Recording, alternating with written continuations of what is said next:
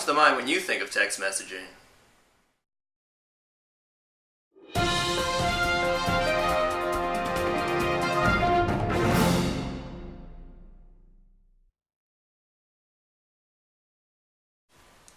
More importantly, have you ever sent a booty call text? Or have you ever ended a relationship over text message? Why don't you take a look at this? You barely even have to talk.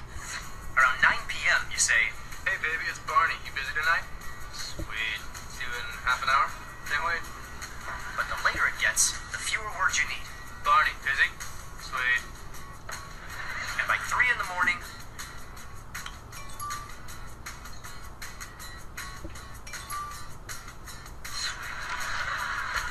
a question mark? You got laid off a question mark. ow! Text messaging has become one of the most widely used mediums for social interactions. Currently, 72% of mobile phone users are frequent text messengers. This equates to over 1.9 billion people worldwide. The average text messenger in North America, age 18 to 24, sends and receives over 50 text messages a day. With such astounding numbers, it begs the question, how do these text messages affect our relationships? Unsurprisingly, there are traditional views of media that take a more pessimistic approach when it comes to text messaging. For example, Joy Van Byrne and her colleagues talk about media richness theory that suggests that rich media outlets such as TV have the ability to convey emotionally sensitive and complex messages, whereas lean forms like text messaging can only communicate simple and complicated messages. As well, we put together a bit of information that other researchers have found that all have to do with the pessimistic view of texting.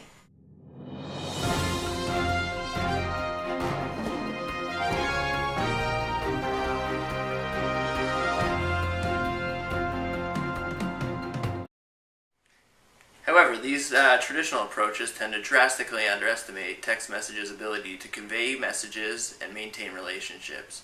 There have been a number of studies that have been done to prove just that, and here are some interesting examples that we found.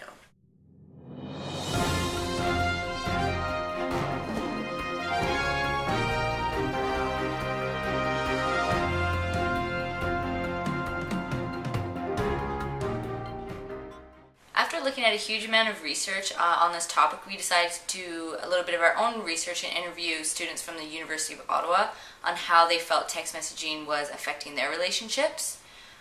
So after gathering this evidence, we came up with this theory. We propose that text messaging is an effective way to maintain and strengthen romantic relationships for serious couples. However, it can be damaging to those using it in the first stages of developing a romantic relationship. How do you primarily use text messages?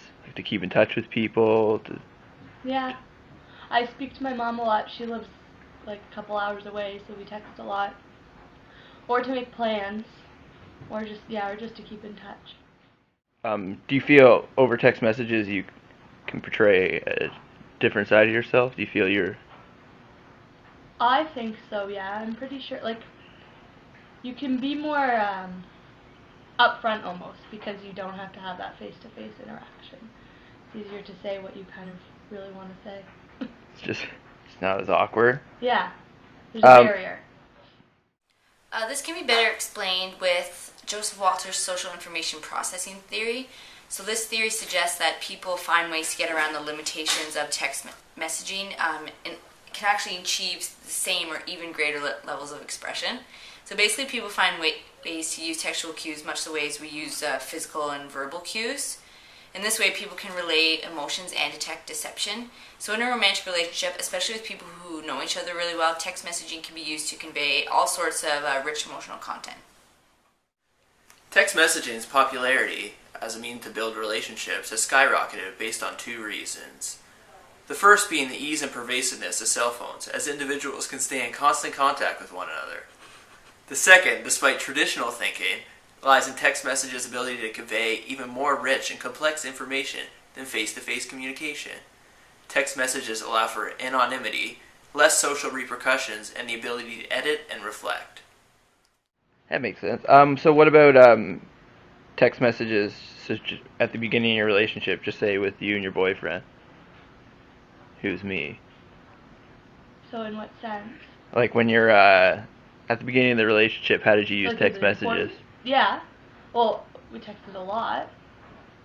More so than Like, face to face? Well, not more so than face to face, but if we weren't together, we were texting all the time. So I think it was a pretty important part of when we first started dating, so. Did you feel you guys, or us, acted differently? Through text messages? Yeah. A little bit, yeah. Maybe not totally different, but. What about. Well, maybe more so ourselves. This can also be better explained with social presence theory.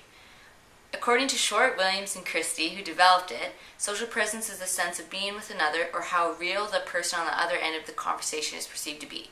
So according to this theory, this constant connection creates a sense of actually being with the other person that you're talking to and knowing them intimately, which allows for increased intimacy. How often do you send text messages to your significant others throughout the day? Right now, I probably send about 25 texts to my girlfriend a day at least, whether it be just to find out how her day is going, what she's doing for the evening, or even to say I love you. Okay, so with your text messages, do you believe they are effective in maintaining relationships more on the side of romantic relationships? Yeah, I think so. Because, like, when you're at work all day, you can still communicate with your partner. And, I mean, it's an easy way to keep in touch if you can't talk on the phone or if you can't speak face-to-face. In one study done by Sarah M. Coyne and her colleagues, they found that the most common use for text messaging was to express affection to their partner.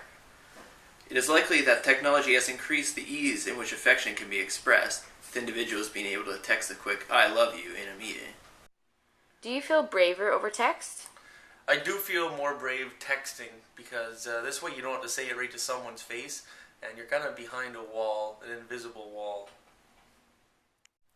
This is a very important feature of the text message. A lot of researchers have found that people use the text message to explore their desires. More than 75% of university students interviewed in a study by Byrne and Findlay stated that they felt braver with text, allowing them to talk about taboo subjects, engage in innuendo and sexual wordplay, and express erotic love. Just talk. What about a relationship that was just built on text messages without face-to-face? Could that thrive? Yeah. No, I don't think so. I think you still need How come? face-to-face So if a relationship... to have a relationship with someone, because if you have a relationship via text messaging, it's just a relationship with your phone. And do you feel like people might almost manipulate who they are if they haven't met face-to-face? Mm-hmm. How much easier is it to hide through a text message or to portray yourself in a different way through a text message, because you can't read somebody's body language or their facial expression or any hidden meaning behind the text. So you kind of have to use text messages to build upon what you've already built. Exactly. It's a good method of communication if you already have, in terms of relationships, if you already have, I don't want to sound cheesy, but like a connection. Like if you can already talk with that person comfortably, text messaging is a really good supplement, so to say, in terms of communication. Oh, okay, that seems like we covered everything. Do you think texting is more beneficial to people in serious relationships or people in the first stages of a relationship? I think texting is more beneficial to people in a serious relationship because that way you can stay connected throughout the whole day. And also with people who are in a new relationship, I don't think that it's natural to know someone that good that quick. So it is this phenomenon that helps us support the second part of our hypothesis, which is that it is dangerous for people to use text messages to help develop new relationships. So often people hiding behind their cell phones, they feel more comfortable, so they end up engaging in premature self-disclosure, which can put newly developing relationships in danger. In Laura Papano's book called The Connection Gap, she essentially states, because of the rushed and unrelaxed approach to life at the present brought about by technological advances, the image of connection becomes a substitute to real relationships. She suggests that this need to be connected, coupled with our need for speed, ends up causing people that use text messages in romantic relationships to create virtual or even shallow relationships. So basically, text messages are useful tools in building and maintaining relationships.